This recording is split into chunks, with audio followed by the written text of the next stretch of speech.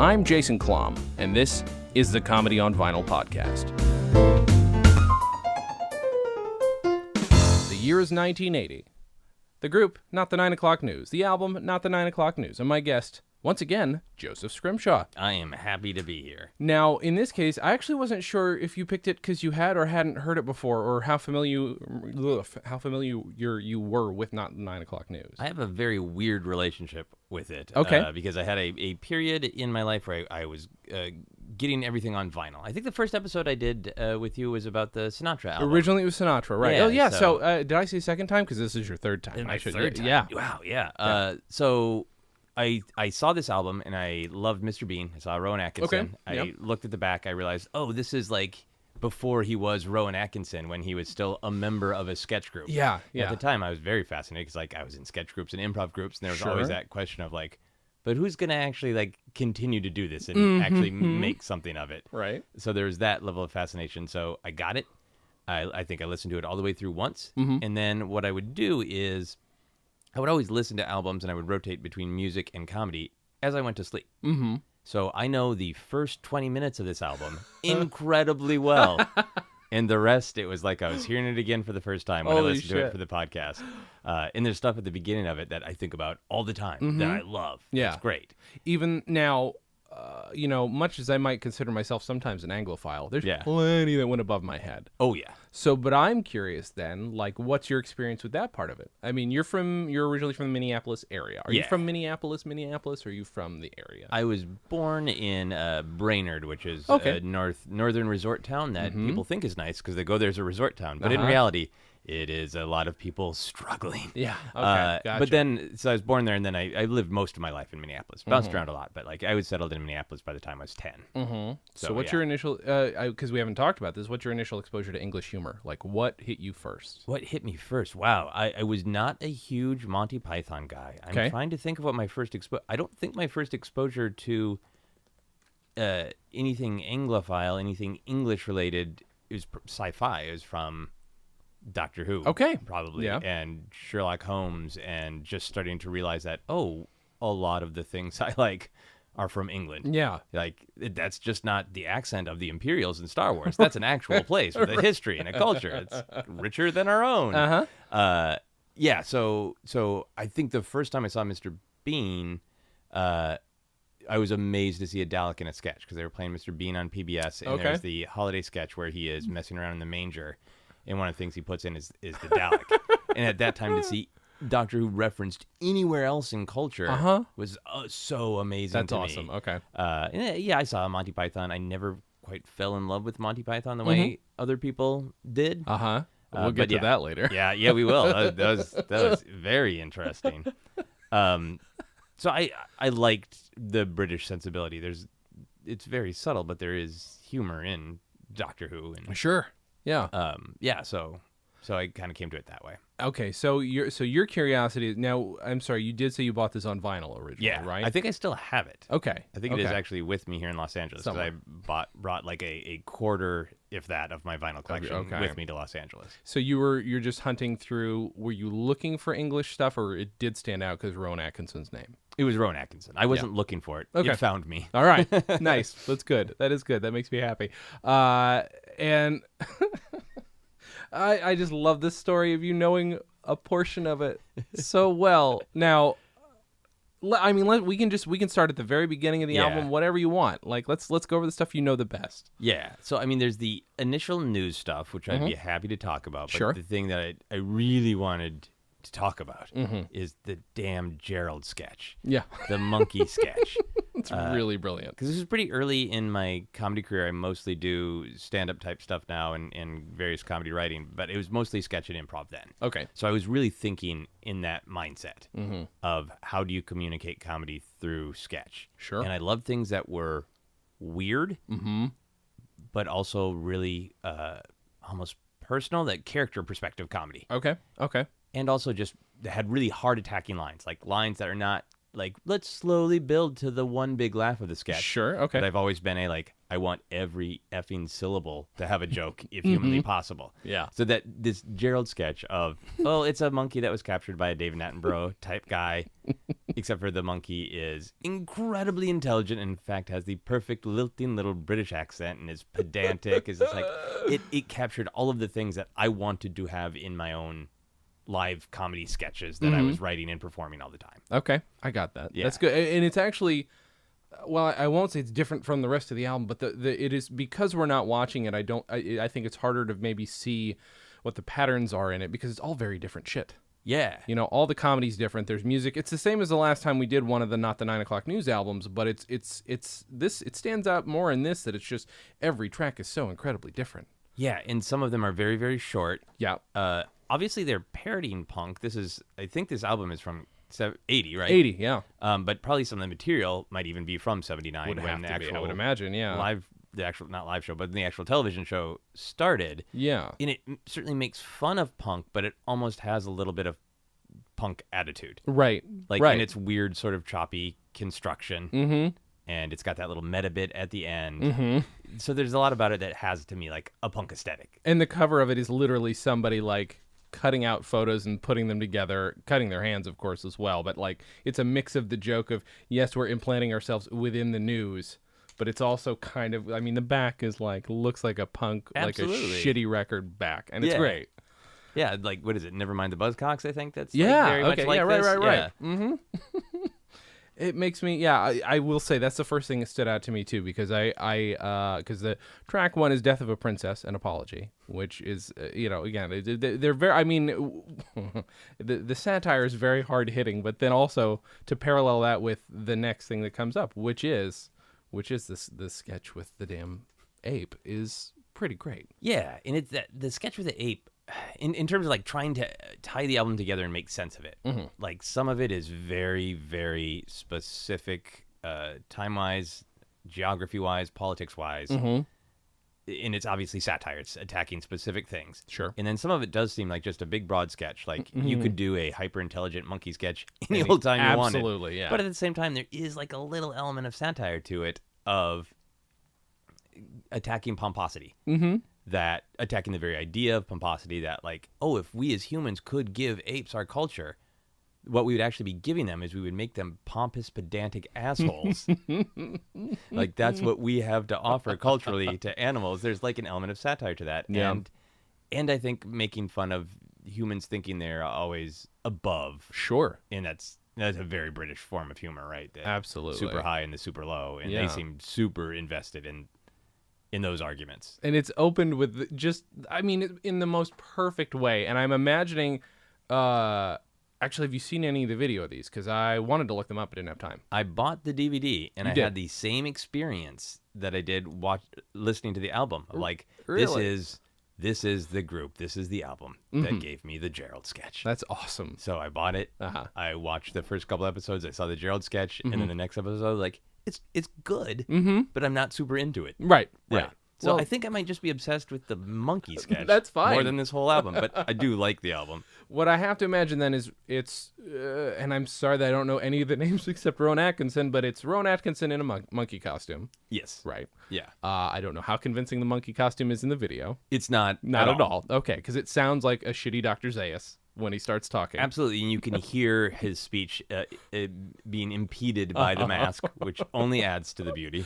And it starts out with him saying, well, I originally came across Gerald in the jungle, I believe it was around 1967 or so, and then 1968, actually. That's the perfect way to open it. The monkey corrects him. Yeah, it sets the tone so much, and then just like that really good, solid wordplay. Like, well, when I first caught him, he was wild. Wild? I was livid. Like, it's just like classic, nice, straight across the plate wordplay. Of course, it was extremely difficult to get him even to this stage. When I first captured Gerald in the Congo, I'm 67, I think it was. 68. 68.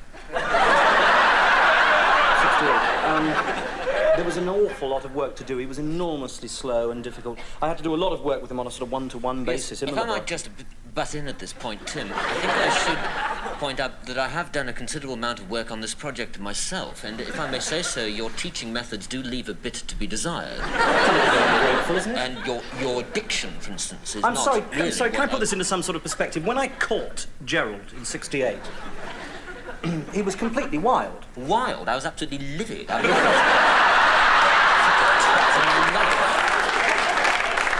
Clearly, all that's changed now. Yes. Because, of course, you've been brought up in the professor's own house. Yes, he's living with me, yes. Though not in the biblical sense.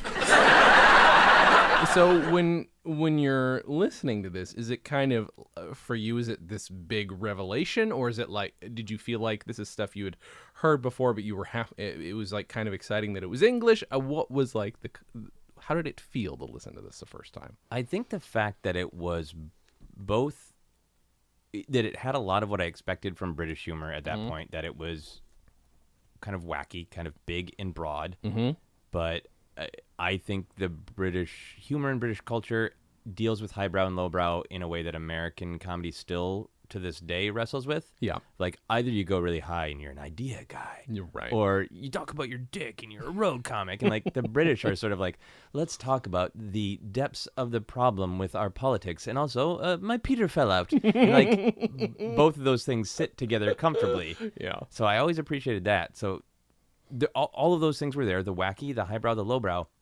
But then that element of punk anger and how much it is sitting in 80s town. Yeah. Early 80s in particular, where they have the song coming up really quickly early on in the album about nuclear destruction. Yeah. And it's kind of a joke, and it's kind of not. It's kind of like, right. we might keep doing monkey sketches forever, or Reagan and Thatcher and the USSR might just destroy the entire world. Right. Yeah, and it's so necessary at the time, and it's so... I mean, I know that we did not necessarily the news, which I will admit I have never seen or heard or anything. Have you ever seen that at all? I think bits and pieces, but I don't know it. And I don't know if it's formatted at all the same as this, but it feels like it's something we could have used at the same time, because we had SNL, and I don't know that we were doing... Again, I don't think we were doing that mix. I think it was, it would have been Chevy Chase falling down the stairs, et cetera, et cetera, et cetera. Yeah. So, yeah, Saturday Night Live, I think, attacked moments that were almost pop culture more than important political satire. Right. I mean, certainly there are elements of that. I don't want to anger all of your Saturday Night Live fans and have them come rioting towards my home. But it's not that really, really sharp attack. Absolutely. Like, they were caught up on the news of the day, and they had opinions about it. And so much of this album is from a more working class perspective. Yeah, that's true. Which is, and I don't know enough about Rowan Atkinson's background, but he always has struck me as the kind of guy who, while the man could have been born with a silver spoon in his mouth, he clearly doesn't give a fuck about that. He played Blackadder, for fuck's sake. Yeah. I mean, there's just, that's in him somewhere. Yeah. So's Mr. Bean, though, and that's kind of perfect. Like, it's exactly what we're talking about. That's the guy to be doing this kind of shit. Yeah, and he's obviously just like a great sketch comedian in particular. I mean, he's a great comedian across the board, but his delivery is great. Like that line where you were talking about the ape first correcting. I don't think he even says 1968, or actually, I think he just says 68. Okay, so, he has even fewer syllables, but the idea is immediately clear. With just saying 68, he can totally by delivery make it clear that, the entire joke of this sketch is that the monkey is actually hyper intelligent. He does a lot of like different silly voices, and he's known for physical comedy. Right. This is an album.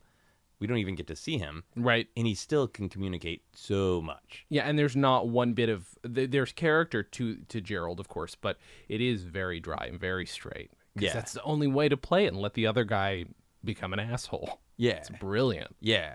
When I did a lot more sketch comedy and I did a lot of playwriting and I directed a lot of actors, it was always a challenge to get people who are good actors, who are naturally funny, to still take the time with each line and say, like, you can't just play the character. You should play the character. Sure. And play the truth of the character.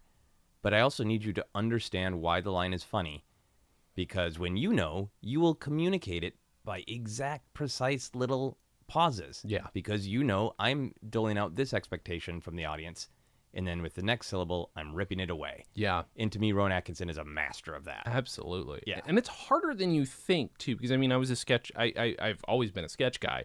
But in college, like, when I decided to take a one acting class, and I'm reading something as quote-unquote simple as Neil Simon, the amount of times that I would reread it and realize, fuck, I missed so much. I missed a bunch of jokes. You know, in your head, it's like everybody was, like, kind of giving me shit for it being middle of the road. And I'm like, I think you guys are missing some stuff. And then I realized that I'm missing so much too. Like, I took it for granted as well, just as much as anybody else did. Yeah. That it's just like this American thing that's just sitting there for you to play with. But, and I dropped it on the water. But, you know, it's like, there's so much work to be done within these that it doesn't hurt, of course, that they're performing their own stuff. Yeah. So they know what they're exactly where they're coming from. But it's a sketch group, so I imagine that not all of these sketches are Rowan Atkinson's baby, and vice versa. I'm sure he wrote some stuff that other people are doing, and maybe they're not doing it as well as him.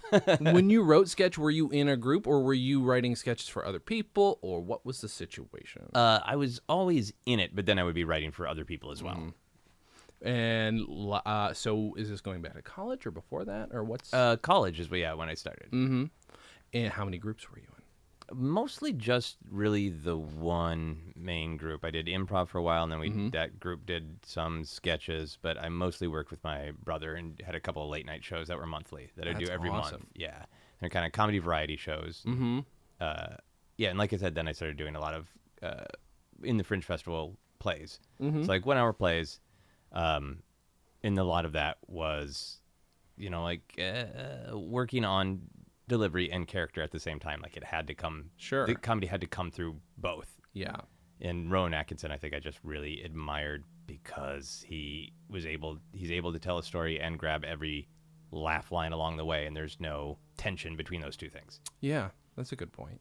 So is there, I mean, do you want, we can absolutely talk more about the Gerald sketches. There's some stuff that like some notes you've got about, cause I only got to listen to this once and I love the idea that you've heard it a million times. Yeah. I mean, I think the Gerald sketch has it has a good build. It has the big reveal and then it has that building tension. I think the line that sticks in my head is the non-monkey, the human, getting mad and saying, David Attenborough. It's always David bloody Attenborough. The idea that anybody who does this kind of work is going to be compared specifically to David Attenborough. And every time I hear David Attenborough's name, I think, David bloody Attenborough.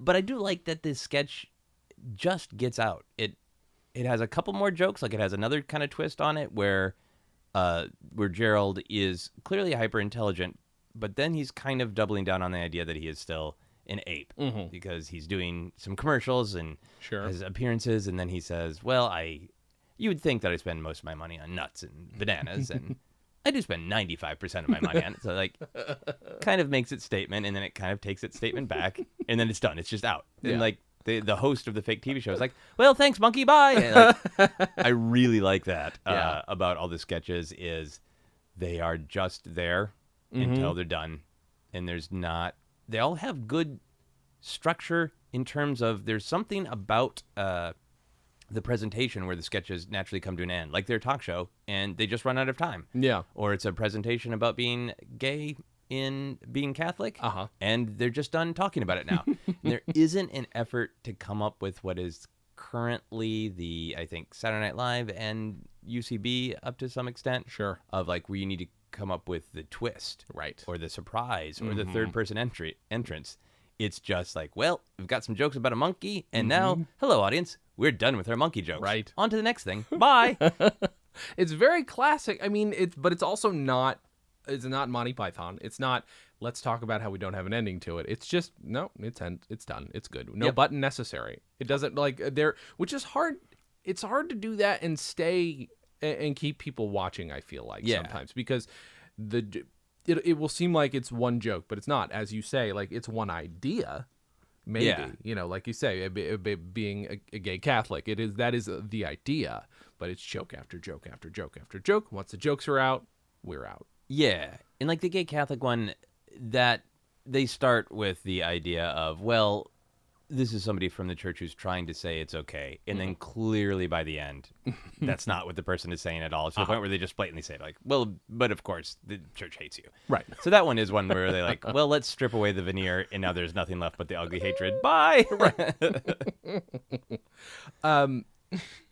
Do you have another favorite outside of that one? Is there anything else that stands out? I really like in that early news broadcast, which is before Gerald, the part that I know intimately well, right? The line about Gaddafi, that the bullet went straight through his head, missing his brain by 6 feet. Right. Partially because the performer has the perfect, to this day, BBC calming voice of authority about what you say. So it's just really well delivered. Yeah. And there's, I don't want to sound like some ancient old person and say, I miss jokes like this. But I miss that contrast of straight across the plate jokes where the intent is clear, the message is clear. There's nothing novel about saying this person is very dumb. But to have that sort of fanciful, simple exaggeration. Yeah. Of straight through his head, missing his brain by 6 feet. There's a punch to it. And I love a lot of our current trends in comedy to go more toward storytelling and more towards idiosyncratic. But there is something to me just, I don't know, like coming home about like really straightforward jokes that are big and bold.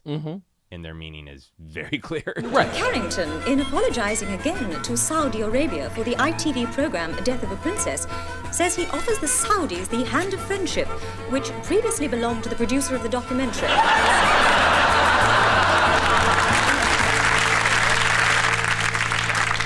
Mrs. Thatcher has ordered an immediate inquiry into the number of jobless blacks. She feels there aren't enough.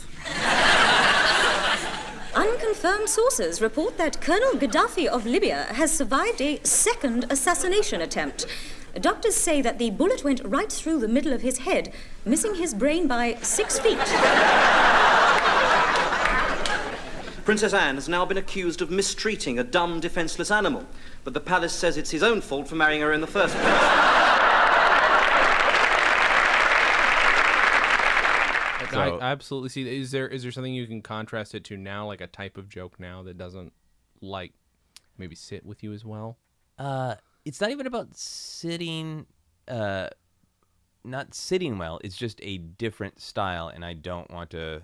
I want all these styles to coexist at the same time. Of course, sure. But like, I think there are a lot of Saturday Night Live sketches over the years that are, this person's weird. Yeah, that's the joke. Yeah, and instead to have here's a kind of complex piece of political news, an assassination attempt. Right. You know, but what we really want to say is we want to use this assassination attempt to say this person is very, very dumb. Now let's have a very clever way to do it. There's just, in one way, it's kind of like simple, like, you made a joke.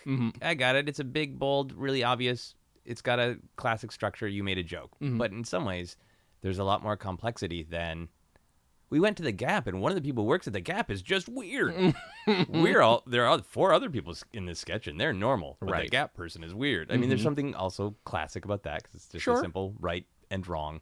But, yeah, I think it's that idea of it seems simple, and then you dig down, and there's more there. Yeah, I can see that. Is there...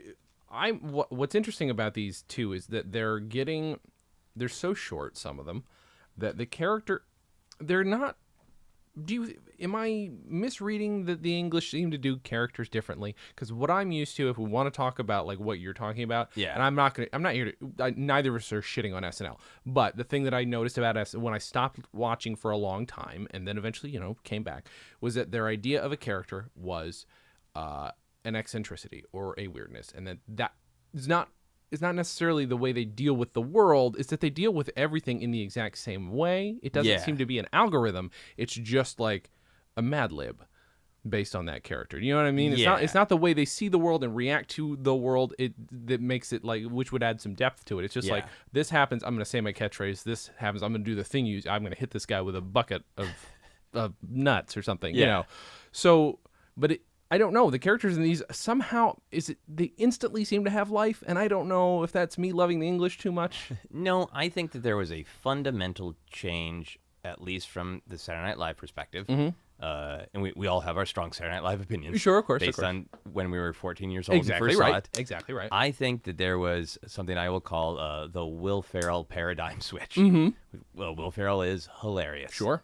But he was not an impressionist. He did not play a character in a almost classic sort of theatrical way. Mm-hmm. Like, to me, Dana Carvey played characters. Sure. He didn't just throw on a wig and be the exact kind of Dana Carvey funny. Mm-hmm. He played characters, and those characters, they were funny not only because of their voice and their look, but because they had the perspective. Church Sure. Lady had a perspective. You knew what this character's baggage was. Yeah.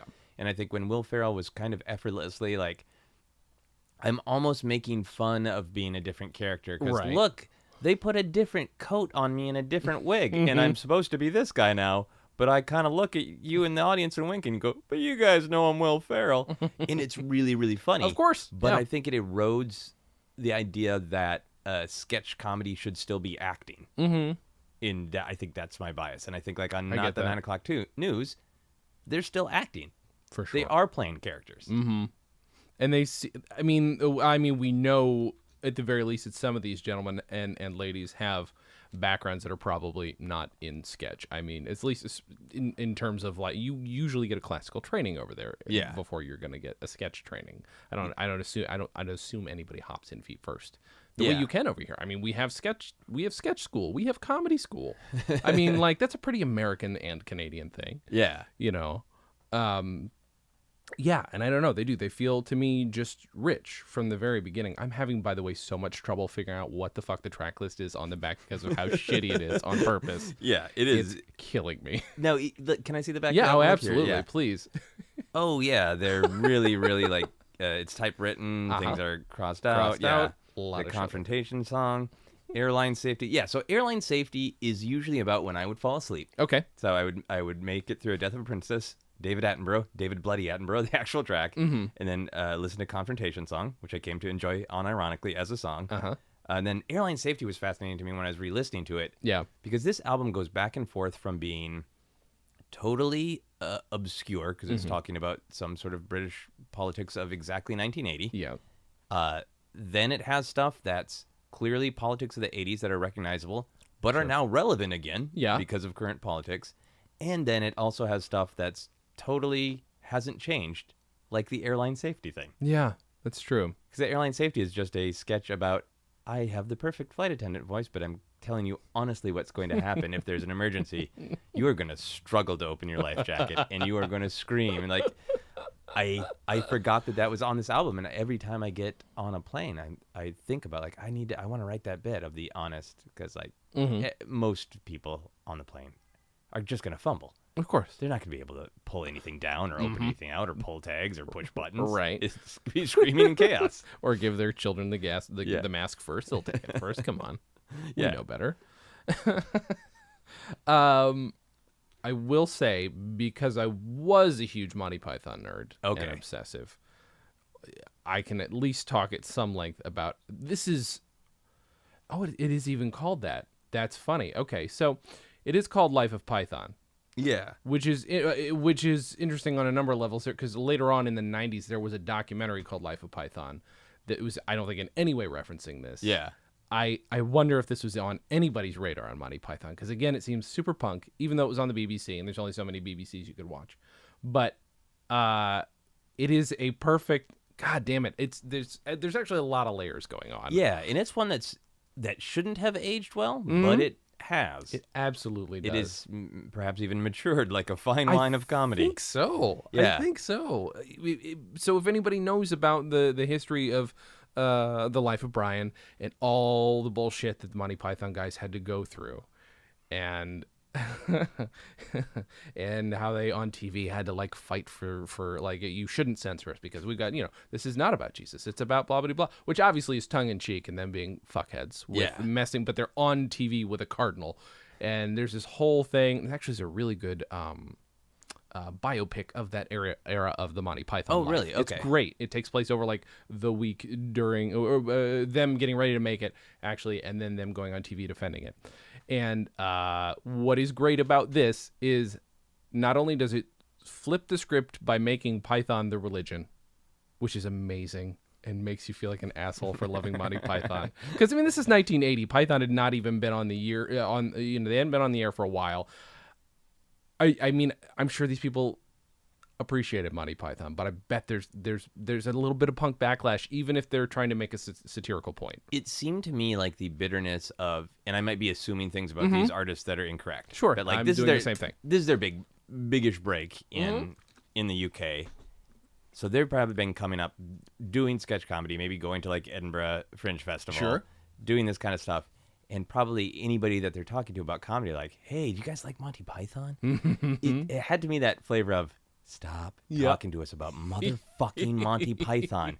We love them. They're great, but they're not Jesus Christ. Right. And then somebody said, wait, that's a sketch.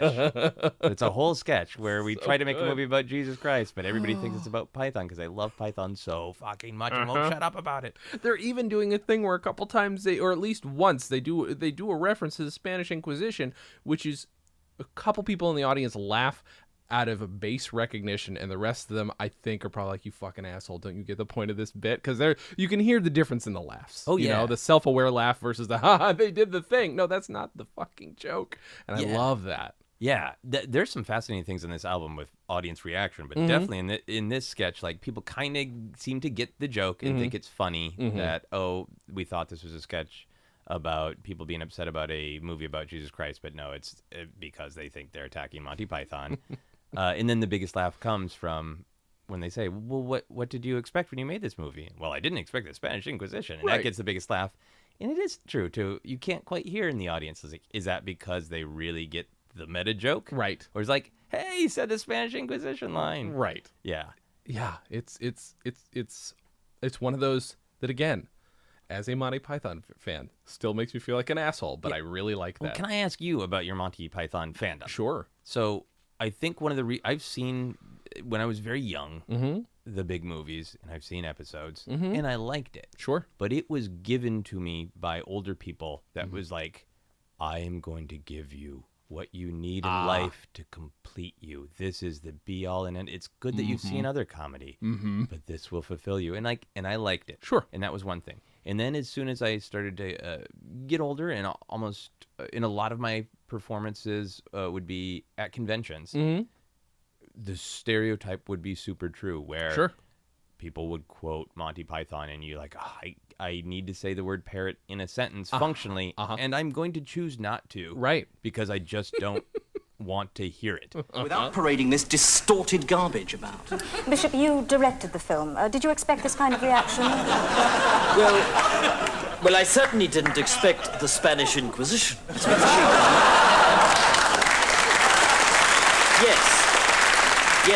Yes, I did direct the film, and I feel as though I must emphasize at this stage that it is not about Python. Oh, come on. I'm not a Pythonist. I'm not a Pythonist myself, but obviously I have a tremendous amount of respect for people like Alexander, who are... Oh, come now, Bishop. I mean, the leading figure in this film, what is it?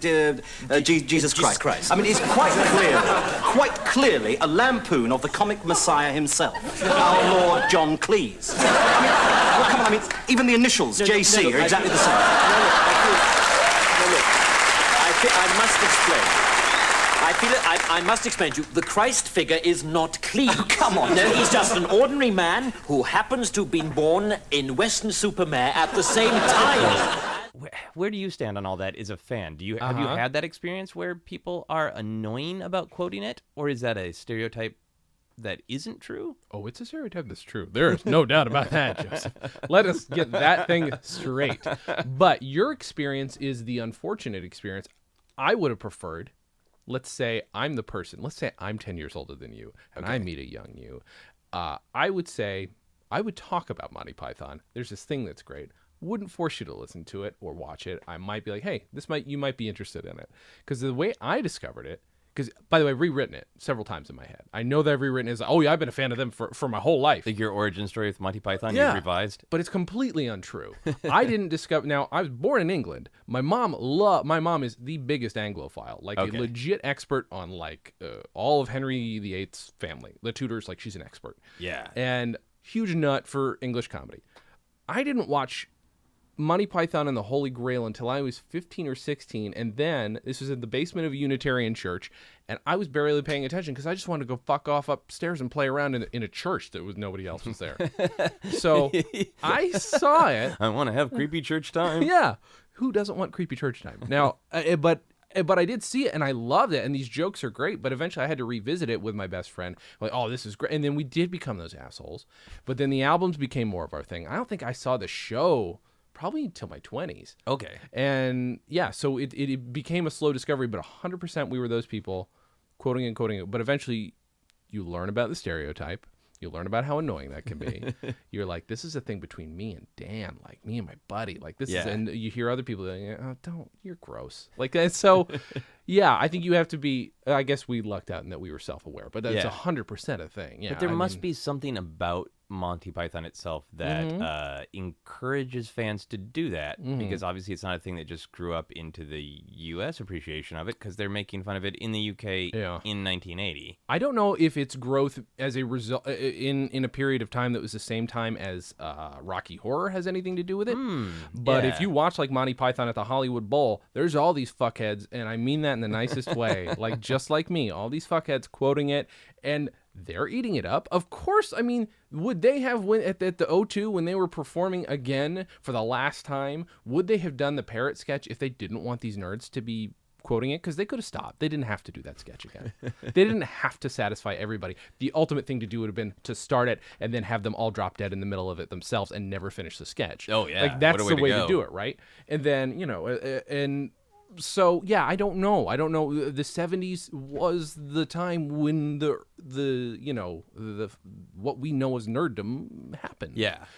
And I was eventually a victim of that myself. Yeah. But the 70s kind of made it happen. Yeah, totally. But I don't know if it's the 70s or what it is. I can't quite tell. I mean, because we're American, and I don't know that it's the same obsession over in England. Yeah, I don't know if it has lasted to this day, because I think there is, at least the people that I know who love it, who are Americans, there is a little sense of discovery, and I think maybe that's a little part of the sharing. That was huge. Because that was a recognition of, you know that sketch, I know that sketch, it means enough to both of us that we have memorized it, and then it just snowballs from there. Yeah.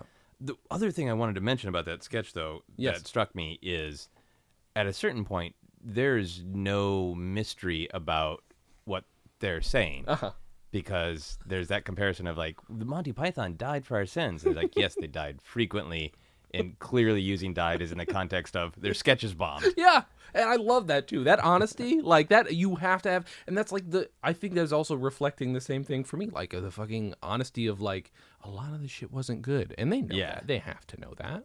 Yeah. Their albums were actually better. Their albums were better than the show. Yeah. I will say that until I die. Their albums were way better than the show. Yeah. Well, and to go back to the Saturday Night Live connection, I remember when, like, early on in VHS or DVDs, when some, like, the best of early Saturday Night Live came out, and people would be like, yeah, man, the chocolate donuts for breakfast, all the classics, all amazing. And then I sat down with a friend to watch, like, the full second episode of Saturday Night Live. Every sketch was like, oh, yeah, yeah. Let's revere them for the good stuff, and recognize that we're all humans making art, right? And sometimes it's great, and sometimes no. Yeah, sometimes they die for our sins. It's rough. It's rough. This is like that's the ultimate. It's the Canadian invasion, and like we revere them so highly, and that it's like, whoa, okay, maybe click. Let's try the next maybe. I will also say the SNL cast album is a great best of. If anybody has never somehow seen the old SNL, just listen to the cast album from 75. Nice. Yeah. Oops, sorry, I'm just checking something. Okay, let us skip to side 2, and I don't want to push you through it, but we started a little bit late, so I want to make sure we have somebody else showing up. So, okay. Yes. So, let's go to the side that you're not that familiar with, and that you might have just rediscovered as a result of suggesting this. I really did discover it today. Yeah. So the I think kind of the back end of the first side, the Monty Python one was really interesting to me. There's the Ayatollah song, which was interesting because it was so of its time and was not going to translate. Right. The comedy was clear. One thing I started to notice, because I'm always fascinated with live performance and playing The Room. Mm-hmm. There are like 3 or 4 times on the album, literally, where Rowan Atkinson has to go back for a line because he gets a bigger laugh than even he thinks he's going to get. I noticed that. Yeah. Yeah. And I don't mean to just turn the whole podcast into, I very much like Rowan Atkinson and But monkeys, but that's kind of... It's huge. I mean, Yeah. that's huge. And that is one of those things, it's like, is that a no-no? To go back for the line? Yeah. What do you think? No, not at all. Okay. Not at all. I think especially some of these are like very layered, and you need that next line. That's true. Clearly not That's like true. throwaway, but to me it is fun to listen to. Like, he's getting bigger and kind of more spontaneous laughs Yeah. than he's expecting, because he's just like, oh, I'll toss this one over my shoulder and keep going, and like, nope, the audience, because that's the thing with live performances, you have to let the audience. It's a conversation. It's Sure. a dance. You have to let the audience decide a little True. bit. Yeah. And there are a couple times the audience is like, actually, Rowan, we would like to laugh for a second. Right. So he goes back to make sure that the rest of it makes sense. So I think that part of it is really fascinating to me. And also, I think he becomes a real master of dancing with a live audience.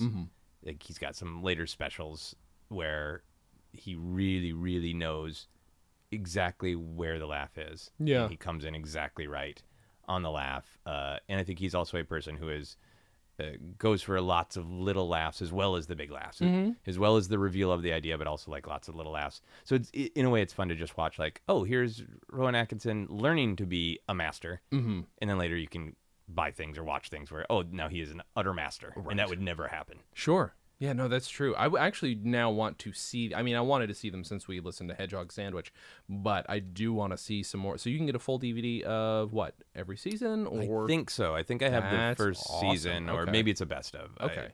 That is years ago that I picked it up. Sure. Oh, that's good. Yeah, on the backside in particular, there are a couple of sketches, speaking of audience reaction, that don't really land. We have representing the Scout community, George Fletcher. Hello.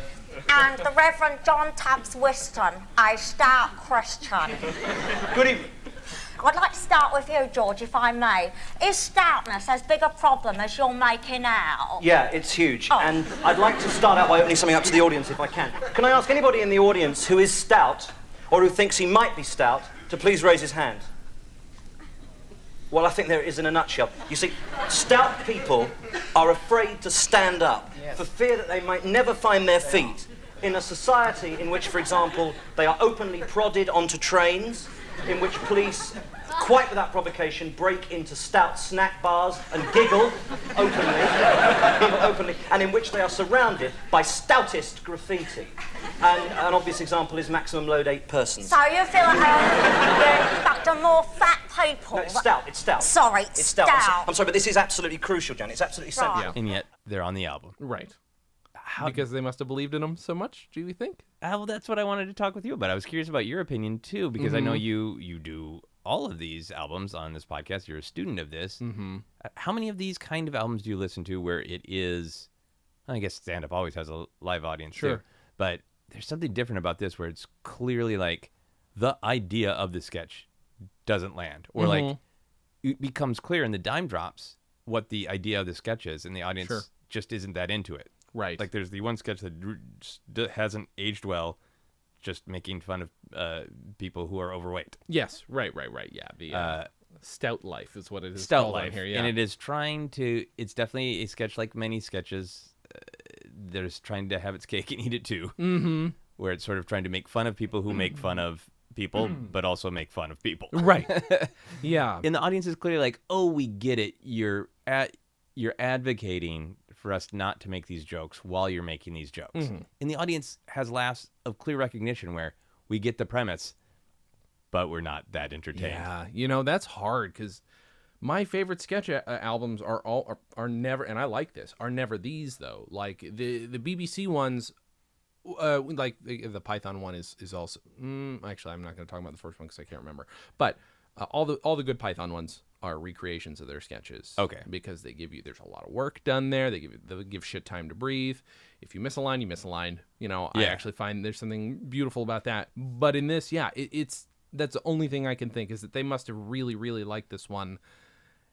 Or did it fill? The other option is it could have been a suit who put this together, this compilation. I don't know. True. I would have been have a suit, or I mean, that's an interesting split of choices. It could be like the BBC put this out and like it was not artistic decision, or it could be the total opposite, that they're so punk. They're like, we thought Stout Life is really funny, and we don't even give a damn. Yeah. We're punk. Right. Yeah, no, I mean, that's also possible. I can't tell. I also like that there's a note on here that and it says it twice. It does say, let's see, featuring Rowan Atkinson, Chris Langham, Griff Rhys-Jones, Mel Smith, and Pamela Stevenson, who, by the way, is, if I'm not mistaken, that is Billy Connolly's wife. But it also says, also featuring one word from Billy Connolly. It says that twice here. So there is a sketch in which one word is from Billy Connolly. Oh, airline safety. So it does say that there's one word from Billy Connolly in that sketch. Yeah, and there's one sketch that references Billy Connolly about how hard he is to understand. Yes, and right. I think, and it's clearly a personality that I don't know who is hard to understand, who is introducing the concept that Billy Connolly is hard to understand. Right. Yeah. Billy Connolly, we need to talk more about on this podcast. Yeah. I feel like I should point out. Let me see. Yeah, no, I don't know. Yeah. I wish I could answer that question. Yeah. Because I don't know. That would not be, like, if I look back on my own sketches, that if that were mine, I don't think I would be one I would pick necessarily. Just because of that it's not a great sketch? It's not a great sketch, but also, yeah, I mean, these are, other than the songs, everything else is live. Although, is there audience reaction to the songs? Because on the other album there is, but is there audience reaction? Yeah, I think you can. I mean, the songs are almost all kind of punky and loud, but yeah, no, you can definitely hear laughs.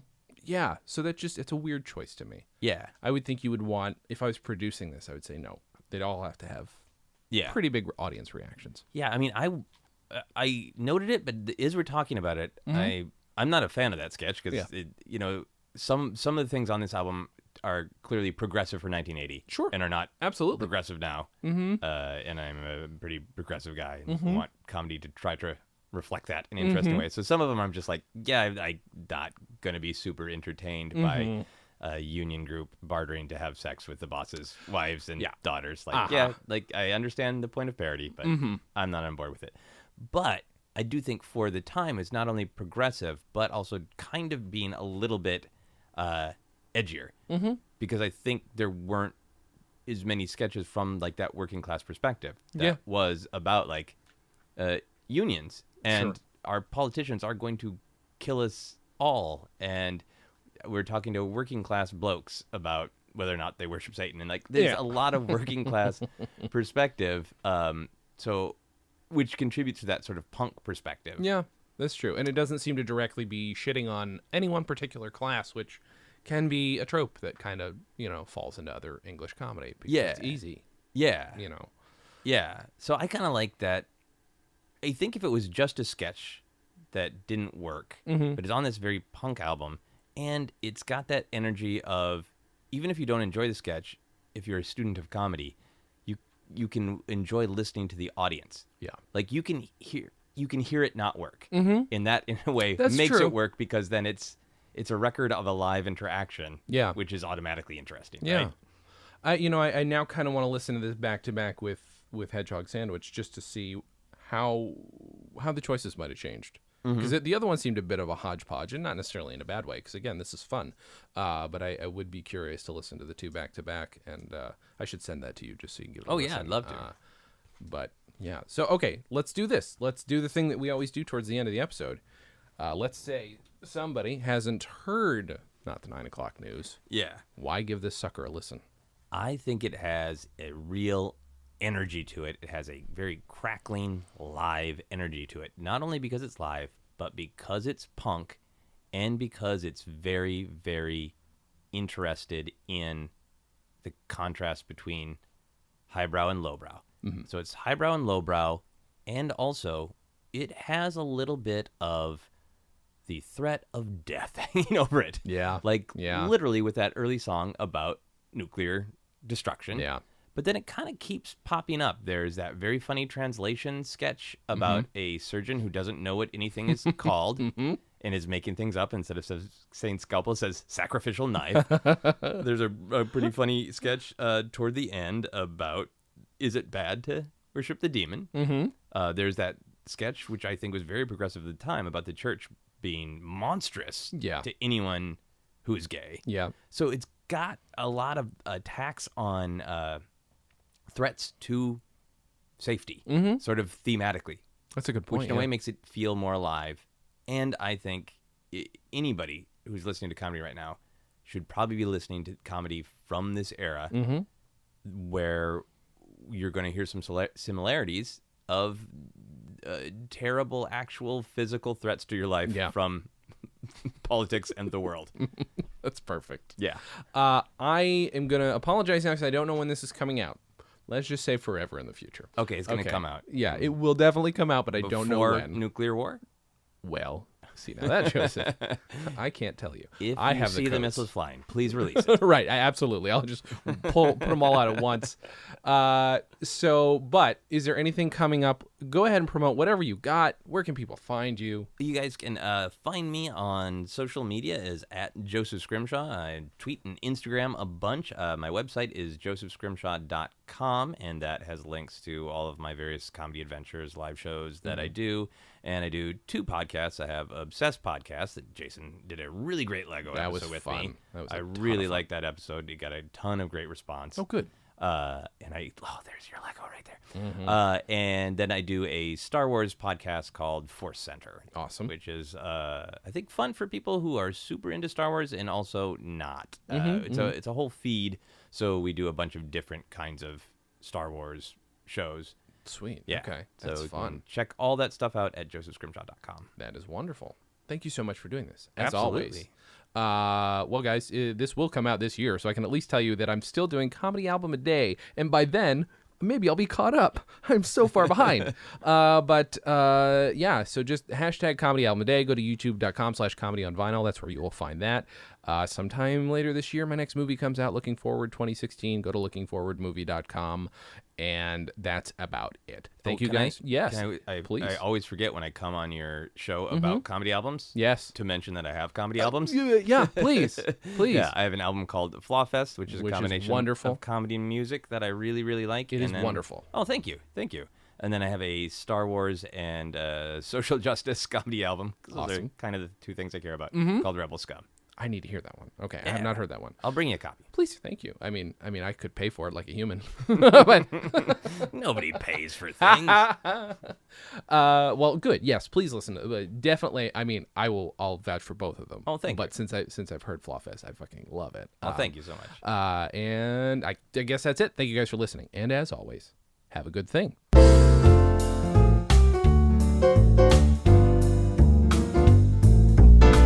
Comedy on Vinyl is a production of Stolen Dress Entertainment. It is produced by Mike Warden and is hosted and edited by Jason Klamm. Our theme song was composed and performed by Richard Levinson. Please visit stolendress.com to listen to our other podcasts, read our blogs, read our tweets, watch our videos, and read our books. Please subscribe on iTunes, and if you like us, give us a 5-star rating and a nice review. You can find us on facebook.com/comedyonvinyl, Twitter @comedyonvinyl, and find everything else at comedyonvinyl.com. A major portion of Comedy on Vinyl has been underwritten by Stand Up Records. Please visit standuprecords.com for all your comedy needs and tune into the new Stand Up channel available on the Roku, where you can also find select episodes of this podcast.